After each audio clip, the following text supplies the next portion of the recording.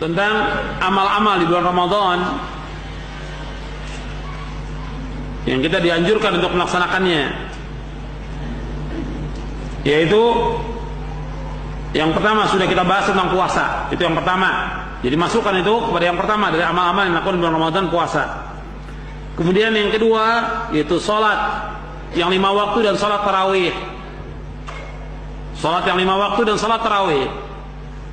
Kenapa saya sebutkan sholat yang 5 waktu? Karena ada sebagian orang dia berpuasa tapi nggak sholat. Ada sebagian orang dia puasa tapi nggak sholat. Bagaimana akan diterima puasanya? Kalau menurut pendapat Syekh bin Baz dan Syekh Utsaimin nggak diterima puasanya, karena dia tidak sholat. Dia melakukan dosa besar yang paling besar, meninggalkan sholat. Jadi sholat yang 5 waktu dan sholat tarawih. Jadi sholat yang 5 waktu dulu yang pokok. Dan untuk laki-laki dikerjakan dengan berjamaah. Untuk perempuan yang terbaik dikerjakan di rumah. Dan termasuk yang 5 waktu ini subuh, karena ada sebagian anak dia berpuasa tapi nggak kerjakan sholat subuh. Membangunkan orang dia untuk sahur, dia sendiri tidak sholat subuh. Membangunkan orang untuk sholat subuh, dia sendiri nggak sholat subuh.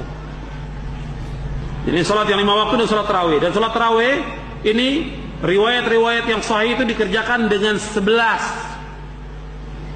Dari Nabi SAW 11, dan sahabat-sahabat mengerjakan juga dengan 11 rakaat. Bisa dikerjakan dengan 2 kali, dikerjakan 2 rakaat 5 kali, witirnya 1, atau 2 rakaat 4 kali, witirnya 3. Dan untuk witir dikerjakan yang terbaik dengan 2 rakaat salam, kemudian 1 rakaat salam. Kalau dikerjakan langsung 3 rakaat salam boleh, tapi yang lebih kuat dengan 2-1 untuk witirnya. Jadi salat tarawih bisa dikerjakan di awal malam, bisa dikerjakan di tengah malam, bisa juga di akhir malam. Yang terbaik di akhir malam. Cuma tetap kita kerjakan berjamaah bersama imam di masjid. Dan orang yang sholat bersama imam akan ditulis seperti dia sholat semalam suntuk. Jadi man qama ma'al imami hatta yansarifa kutiba lahu qiyamul lailatin. Barang siapa yang sholat bersama imam, sholat tarawih, maka akan ditulis seperti dia sholat semalam suntuk. Riwayat Imam Abu Daud dan yang lainnya. Ya, sholat tarawih dikerjakan dengan berjamaah, dan yang terpenting khusyuknya dan tumanina. Banyak kaum muslimin sholat tapi nggak ada khusyuk, nggak ada tumanina. Kalau di zaman Umar bin Khattab radhiyallahu anhu dikerjakan 1 rakaat 100 ayat, selesainya menjelang sahur. 1 rakaat 100 ayat. Ya, kita imannya berbeda dengan imannya para sahabat yang mereka kuat. Nah, sekarang untuk kita menjadi imam disuruh ringkaskan, tapi jangan terlalu pendek. Jangan tiap sholat kulhu kuliah. Nggak ada nambah sama sekali. Ya, baca yang sedang. Bisa juga kita membaca Al-Baqarah 5 ayat atau 7 ayat 1 rakaat, atau mungkin lebih daripada itu. Kita lihat kondisi jamaah dan kita memberitahukan kepada mereka bahwa sholatnya yang penting khusyuk dan tumanina. Bukan hanya 11 rakaatnya, tapi juga khusyuk dan tumanina. Ada juga sebagian orang mengerjakan sholat tarawih dengan 23, dipaksakan 23 karena melihat para imam mengerjakan 23 kata mereka, tapi nggak ada khusyuk, nggak ada tumanina. Yang terbaik kita ikut contoh Nabi. Wa khairul hadyi Muhammad sallallahu alaihi wasallam. Sebaik-baik petunjuk Nabi. Nabi mengerjakan 11, Umar radhiyallahu anhu mengerjakan 11, itu yang kita ikut. Jangan mengikuti banyaknya orang, dan jangan mengikuti para imam. Yang kita ikut Rasulullah, contohnya Rasulullah. Uswah kita, qudwah kita, teladan kita Rasulullah sallallahu alaihi wasallam. Meskipun ada fatwa ulama yang membolehkan 20 rakaat, tapi kita ikut contoh Nabi. Dan perbedaan itu memang ada. Atau Syekhul Islam pun menyebutkan dalam kitabnya Majmu' Fatawa. Jangan sampai ada terjadi perpecahan atau permusuhan karena masalah 11 dan 20. Ya, kita tetap prinsip 11 kita lakukan, dan kita ajak kaum muslimin dengan 11 rakaat dengan khusyuk dan tumanina. Kemudian yang ketiga di antara amal-amal bulan Ramadan, yaitu kita membaca Al-Quran. Dianjurkan kita untuk membaca Al-Quran. Yang pertama baca, ya. Orang yang cinta kepada Allah Rasulnya, kata Nabi, falyaqra fil mushaf. Man yuhibbullah wa rasulahu falyaqra fil mushaf. Barang siapa yang cinta kepada Allah Rasulnya, hendaklah ia membaca mushaf. Membaca mushaf Al-Quran. Setelah itu, setelah kita baca, kita juga baca terjemahannya dan baca tafsirnya. Pertama baca mushafnya dulu tiap hari. Usahakan kalau bisa kita menghatamkan.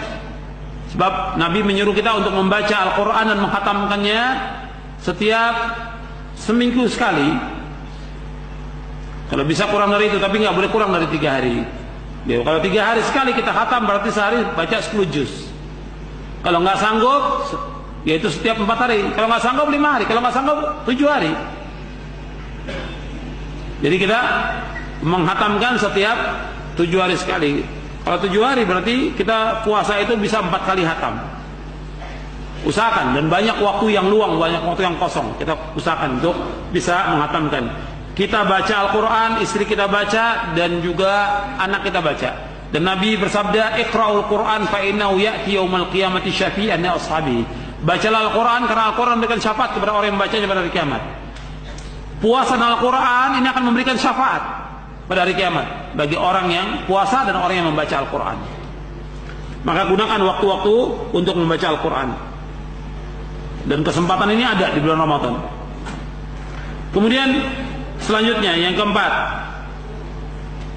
Yang keempat yaitu kita membanyakkan sedekah. Sedekah. Kita dianjurkan untuk banyak sedekah di bulan Ramadan ini. Dan Nabi orang yang dermawan dan paling dermawan di bulan Ramadan. Nabi adalah orang yang dermawan dan paling dermawan di bulan Ramadan. Jadi jangan bakhil, dan kita akan diganti oleh Allah pada hari kiamat nanti. Di dunia diganti, di akhirat akan diganti. Wa ma anfaqtu min syai'in fa huwa yukhlifu. Apa saja yang kamu infakkan akan diganti oleh Allah. Dan kita sedekah, niat kita untuk akhirat supaya kita masuk surga dan dicegah dari api neraka. Maka Nabi ketika menyebutkan tentang sedekah, tentang infak, Nabi mengatakan ittaqin nara walau bi syiqqi tamratin. Jaga diri kamu dari api neraka meskipun dengan sebutir kurma. Ya, tujuan sedekah supaya apa? Kita terjaga dari api neraka. Bukan sedekah supaya lulus ujian. Bukan sedekah supaya naik kelas. Bukan sedekah supaya kita dihindari dari kejahatan orang. Bukan sedekah supaya naik jabatan, bukan. Sekarang banyak orang sedekah supaya dipilih jadi wali kota, jadi bupati, jadi yang lainnya. Jadi sedekah niatnya untuk itu. Sedekah niatnya karena Allah dan supaya kita masuk surga dan terhindar dari api neraka, bukan untuk yang lain. Jadi perhatikan itu. Jadi sedekah niatnya karena Allah Subhanahu wa taala. Dan fadilahnya banyak ini, puluhan fadilah. Kemudian yang kelima. Yang kelima yaitu kita mencegah atau menahan diri dari hal-hal yang membatalkan puasa.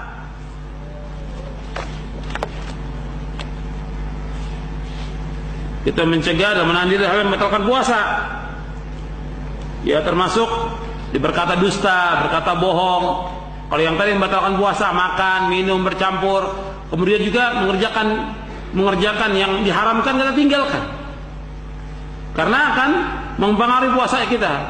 Termasuk juga berkata dusta. Kata Nabi, "Man lam yada' qaula zur wal 'amala bihi, falaysa lillahi hajatun fi ayyada ta'amu wa syarabahu." Barang siapa yang tidak meninggalkan perkataan dusta dan dia mengerjakannya, Allah tidak berhajat kepada dia makan dan minum. Artinya Allah tidak berhajat kepada dia puasa. Enggak dinilai puasanya. Karena apa? Dia berdusta, berbohong. Maka perbuatan yang haram, yang enggak ada manfaatnya, tinggalkan. Ya, nonton, jalan-jalan, main game atau yang lainnya, semua tinggalkan yang enggak ada manfaatnya. Yang haram ditinggalkan, yang makruh ditinggalkan, yang tidak bermanfaat juga tinggalkan. Karena ini akan mempengaruhi nilai puasa kita. Jadi seorang muslim betul-betul menggunakan waktu itu dengan yang betul-betul bermanfaat di bulan Ramadan ini. Selanjutnya yang ke-6. Yang ke-6, kita diperintahkan untuk bersungguh-sungguh dalam ibadah, terutama di 10 malam terakhir bulan Ramadan. Bersungguh-sungguh dalam ibadah. Sebab Nabi SAW kalau sudah akhir 10 hari terakhir itu, Nabi mencari malam Lailatul Qadar dan sungguh-sungguh ibadah membangunkan istrinya. Nabi membangunkan istrinya untuk salat malam. Dan Nabi nggak bercampur dengan istrinya 10 malam terakhir itu. Karena Nabi etikaf.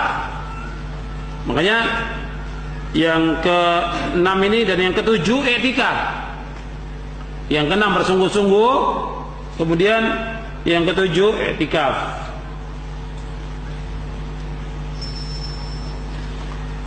Dan Anda perhatikan, justru Nabi di akhir Ramadan itu etikaf 10 hari terakhir. Etikaf itu diam di masjid, nggak keluar. Diam di masjid dengan melakukan ibadah, bukan untuk numpang tidur. Betul-betul niat untuk ibadah. Tidur boleh, tapi jangan habis waktu untuk tidur. I'tikaf untuk membersihkan hati kita, untuk membersihkan diri kita, untuk kita bertaubat kepada Allah, untuk berzikir, untuk melakukan salat yang 5 waktu, melakukan salat sunnah dan yang lainnya, ibadah-ibadah yang lainnya. Tidur boleh, kalau dia ngantuk tidur, tapi tetap ibadah dilakukan, menghatamkan Quran. Kalau di rumah mungkin dia tidak bisa menghatamkan, di masjid bisa menghatamkan. Tapi niat dia untuk i'tikaf, untuk ibadah kepada Allah. Jangan niatnya karena di rumah banyak urusan, istri banyak tuntutan, ya i'tikaf. Nggak boleh niatnya seperti itu. Ada yang seperti itu karena banyak tuntutan. Ada yang punya istri 2, yang ini minta ini, yang ini pusing, akhirnya i'tikaf karena banyak tuntutan. Ini tidak boleh.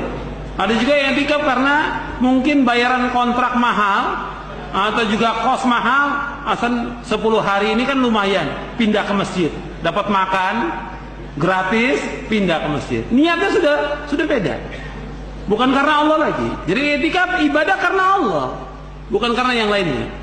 Betul-betul sungguh-sungguh untuk ibadah kepada Allah, untuk membersihkan hati, untuk mohon ampun kepada Allah dari perbuatan dosa dan taubat kepada Allah. Kemudian selanjutnya yang ke-8, yaitu umrah di bulan Ramadan.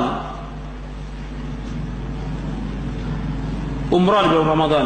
Nabi menganjurkan untuk Ramadan ini umrah. Kita dianjurkan untuk umrah karena umrah di bulan Ramadan fadilahnya sama dengan haji. Umrah fi Ramadan ta'dilu hajjah. Umrah di bulan Ramadan fadilahnya sama dengan haji. Dan riwayat yang lain, umrah fi Ramadan ta'dilu hajjatan ma'i. Umrah di bulan Ramadan fadilahnya sama dengan haji bersamaku, bersama Rasulullah. Dan ini bisa dilakukan pada awal Ramadan, pertengahan Ramadan atau akhir Ramadan. Fadilahnya besar sekali. Kemudian yang terakhir, ikhwan fillah, azakumullah, di bulan Ramadan ini bulan yang penuh dengan barokah, bulan yang penuh dengan rahmat, bulan yang penuh dengan ganjaran. Maka kita lakukan hal-hal yang terbaik di bulan Ramadan.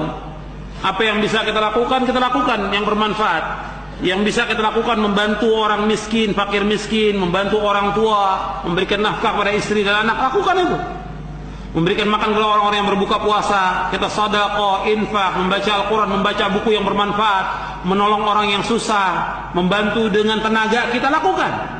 Dan selalu saya ingatkan kepada talabatul ilm, kepada murid-murid yang ngaji, saya ingatkan berkali-kali dan berulang kali, kita harus menjadi orang yang bermanfaat dalam hidup ini. Jangan menjadi beban buat orang lain. Kita gunakan sebaik-baiknya waktu yang bermanfaat, dan kita nggak lupakan tentang hak orang yang punya hak terhadap kita. Hak orang tua kita penuhi, hak istri wajib kita penuhi, hak anak juga kita penuhi, hak tetangga kita penuhi. Di samping kita memanfaatkan waktu sebaik-baiknya, kita juga bukan seperti orang-orang torekot yang dia bersemedi, diam, tidak bergaul dengan manusia. Tidak. Islam mengajarkan wa khaliqin nasa bi khuluqin hasan, bergaul pada manusia dengan akhlak yang mulia. Kita harus membantu apa yang bisa kita bantu buat kaum muslimin. Nggak bisa kita bantu dengan ilmu, nggak bisa kita bantu dengan pikiran kita, nggak bisa kita bantu dengan harta kita, bantu dengan tenaga kita. Apa yang bisa kita bantu buat Islam ini? Apa yang bisa kita bantu buat umat ini? Bantu, jangan diam. Jangan berpangku tangan. Orang sibuk kerja dia diam. Islam mencela orang-orang yang malas. Apa yang bisa kita bantu buat Islam, kita bantu buat Islam. Ini Islam mengajarkan kita perhatikan apa yang susah dari tetangga kita, keluarga kita, family kita, bantu. Nggak mampu dengan uang, bantu dengan tenaga kita. Jadi jangan dengan alasan puasa kemudian kita jadi orang pemalas, tidak. Dengan puasa apa yang bisa kita sibuk kita, apa yang kita lakukan. Di samping kita membaca Al-Quran untuk diri kita ibadah kepada Allah, kita juga membantu orang lain. Itu Islam ajarkan demikian. Jadi itu kita lakukan. Jangan kemudian puasa menjadi orang yang malas, diam hanya untuk diri sendiri. Kita nggak pikirkan orang lain. Sekian banyak umat perlu bantuan, butuh bantuan kita, bantu dia dengan apa yang bisa kita lakukan untuk kita, keluarga, dan kaum muslimin. Itu saja yang perlu saya sampaikan, mudah bermanfaat untuk saya dan kaum sekalian. Wassallallahu ala Muhammadin sallallahu alaihi wasallam wa akhiru da'wana alhamdulillahirabbil alamin.